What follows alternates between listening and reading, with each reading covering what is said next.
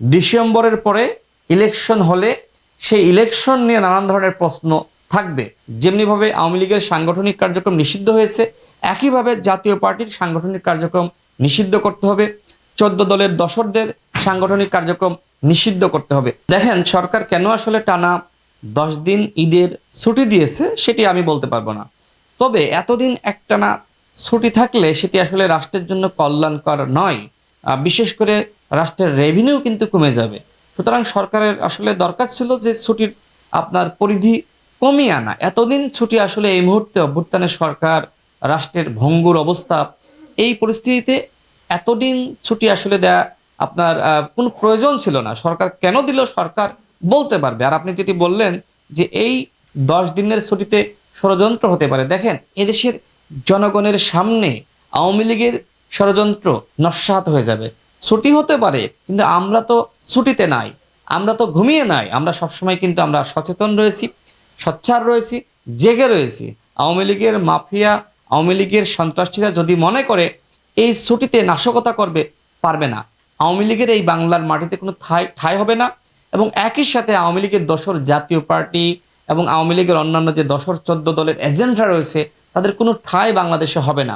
আমরা মনে করি যেমনিভাবে আওয়ামী লীগের বিচার শুরু হয়েছে, যেমনিভাবে আওয়ামী লীগের সাংগঠনিক কার্যক্রম নিষিদ্ধ হয়েছে, একইভাবে জাতীয় পার্টির সাংগঠনিক কার্যক্রম নিষিদ্ধ করতে হবে, 14 দলের দোসরদের সাংগঠনিক কার্যক্রম নিষিদ্ধ করতে হবে। আওয়ামী লীগের ব্যাপারে এদেশের জনগণের জিরো টলারেন্স নীতি এবং একই সাথে জাতীয় পার্টি সহ অন্যান্য 14 দলের দোসরদের বিষয়ে জিরো টলারেন্স নীতি। আমরা গণ অধিকার পরিষদ আমরা কিন্তু জাতীয় পার্টির সাংগঠনিক কার্যক্রম নিষিদ্ধ করার ব্যাপারে সমাবেশ করেছি। আমরা এটিও বলেছি, নির্বাচন কমিশনের কাছে আমরা প্রতিবাদ লিপি দিয়েছি। আমরা বলেছি যে 14 দল জাতীয় পার্টির নিবন্ধন স্থগিত করতে হবে, যেমনিভাবে আওয়ামী লীগের নিবন্ধন স্থগিত করা হয়েছে। তো যাই হোক, আপনি যেটি বলছেন যে এই 10 দিনের ছুটিতে তারা ষড়যন্ত্র করবে, কোনো ষড়যন্ত্র জনগণের সামনে টিকবে না। আওয়ামী লীগ, জাতীয় পার্টি, 14 দল যে ধরনের ষড়যন্ত্রই করুক না কেন, আমরা গণ অধিকার পরিষদ এবং অন্যান্য দল মিলে, আমরা ফ্যাসিবাদ বিরোধী শক্তি মিলে তার দাঁত ভাঙা জবাব দেওয়ার জন্য আমরা প্রস্তুত রয়েছি। জীবনের সব আয়োজন এখানে একসাথে। আমাদের দলের পক্ষ থেকে আমরা প্রস্তাব করেছি ডিসেম্বরের মধ্যেই ইলেকশন হতে হবে, এবং একই সাথে সেই লক্ষ্যে আমরা বলেছি যে সেপ্টেম্বরের মধ্যে অবশ্যই জাতীয় নির্বাচনের তফসিল ঘোষণা করতে হবে। দেখেন, ডিসেম্বরের পর থেকে আবহাওয়া কিন্তু ভালো থাকে না, প্রচণ্ড গরম একদিকে, অন্যদিকে ঝড় বৃষ্টি বাদলা, এই ধরনের পরিবেশে আসলে ইলেকশন করা যায় না। যে কারণে বাংলাদেশের অধিকাংশ রাজনৈতিক দল মনে করে ডিসেম্বরের মধ্যে ইলেকশন হওয়া দরকার। গণ অধিকার পরিষদের পক্ষ থেকেও মাননীয় প্রধান উপদেষ্টার কাছে আমরা সেই প্রস্তাবনা জানিয়েছি, এবং এই প্রস্তাবনা আমাদের প্রস্তাবনা না, প্রধান উপদেষ্টা নিজেই বলেছেন যে হয় ডিসেম্বর ইলেকশন হবে, নতুবা জুনের মধ্যে ইলেকশন হবে। তার মানে কি, ডিসেম্বর থেকে জুন। তো দলগুলো যেটি মনে করছে ডিসেম্বরের মধ্যে ইলেকশন হওয়া দরকার। আর সেই লক্ষ্যে বিএনপির মাননীয় ভারপ্রাপ্ত চেয়ারম্যান জনাব তারেক রহমান তিনিও একই কথা বলেছেন যে ডিসেম্বরের মধ্যে ইলেকশন দিতে হবে। এটি আসলে রাজনৈতিক দলগুলোর দাবি। দেখেন, আমাদের প্রধান উপদেষ্টা তিনি বিদেশে গিয়ে তিনি বলেছেন যে শুধুমাত্র বাংলাদেশে একটি দল ডিসেম্বরে ইলেকশন চায়। এর প্রেক্ষিতে পরবর্তী জাতীয় সংলাপে যখন প্রধান উপদেষ্টা দলগুলোকে ডাকলেন, সেখানে মাত্র 3টি দল বাদে সবাই ডিসেম্বরের মধ্যে ইলেকশন চেয়েছে। তার মানে কি, এই যে বিদেশে গিয়ে এক ধরনের আপনার বিভ্রান্তিমূলক বক্তব্য, সেই বক্তব্যের প্রতিবাদ কিন্তু দলগুলো প্রধান উপদেষ্টার সামনে জানিয়েছে ডিসেম্বরে ইলেকশন চাওয়ার মাধ্যমে।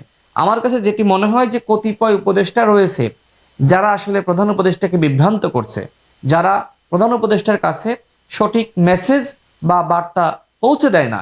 এই কারণে প্রধান উপদেষ্টা হয়তো এক ধরনের ভুলের মধ্যে রয়েছেন। তবে আমরা মনে করি দলগুলোর উচিত হবে প্রধান উপদেষ্টা সেই ভুলটা ভাঙানো, তাকে যথাযথভাবে লিখিত প্রস্তাবনা জানানো যে আমরা দলগুলো আমরা ডিসেম্বর ইলেকশন চাই। ডিসেম্বরের পরে ইলেকশন হলে সেই ইলেকশন নিয়ে নানান ধরনের প্রশ্ন থাকবে। কারণ বৃষ্টির মধ্যে, রোদের মধ্যে, প্রচণ্ড গরমের মধ্যে, কালবৈশাখী ঝড়ের মধ্যে আমরা যারা রাজনীতি করি, আমরা কি গণসংযোগ করতে পারবো? আমাদের তো ন্যূনতম প্রচারণার জন্য 3 মাস সময় প্রয়োজন। তো যখন প্রচণ্ড গরম, যখন বৃষ্টি, তখন তো ভোটার তো ভোট কেন্দ্রে যাবে না। একই সাথে আমরাও প্রস্তুতি নিতে পারবো না, গণসংযোগ করতে পারবো না। সেই জায়গায় আমি সরকারের কাছে আহ্বান রাখতে চাই যে আপনারা ডিসেম্বরের মধ্যেই ইলেকশনের আয়োজনটা করেন এবং সেই লক্ষ্যে সেপ্টেম্বরের মধ্যে আপনারা জাতীয় নির্বাচনের তফসিল ঘোষণা করেন। এই প্রস্তাবনা আমরা সরকার প্রধানকে জানিয়েছি। আমরা বিভিন্ন সময় আমরা সভা সমাবেশের আয়োজন করে আমরা একই কথা বলেছি। দেখেন, এই সরকার বলছে গণহত্যার বিচারের কথা, আসলে কতটুকু বিচার তারা করতে পেরেছে? এখনো পর্যন্ত আওয়ামী লীগের ডামি এমপিরা বুক ফুলিয়ে ঘুরে বেড়াচ্ছে, সচিবালয়ে আওয়ামী লীগ, পুলিশে আওয়ামী লীগ, প্রত্যেকটা জায়গায় আওয়ামী লীগের সেই দুষ্কৃতিকারীরা এখনো পর্যন্ত বসে রয়েছে। গণ অভ্যুত্থানের সরকার এখনো পর্যন্ত 3000 আওয়ামী লীগের নেতাকর্মীকে গ্রেপ্তার করতে পারেনি। উল্টো আওয়ামী লীগের দোসররা প্রতিনিয়ত জামিন পাচ্ছে। সাবের মান্নানদের জামিন প্রক্রিয়ার সাথে উপদেষ্টা পরিষদের কতিপয় ব্যক্তি, কতিপয় উপদেষ্টা জড়িত রয়েছে। তো কিসের গণহত্যার বিচার তারা করলো? একটি ট্রাইব্যুনালের মাধ্যমে পুতু পুতু করে তারা বিচার করছে। আমরা মনে করি গণহত্যার বিচারকে ত্বরান্বিত করা দরকার, আর সেই জন্য 10টা ট্রাইব্যুনাল গঠন করতে হবে।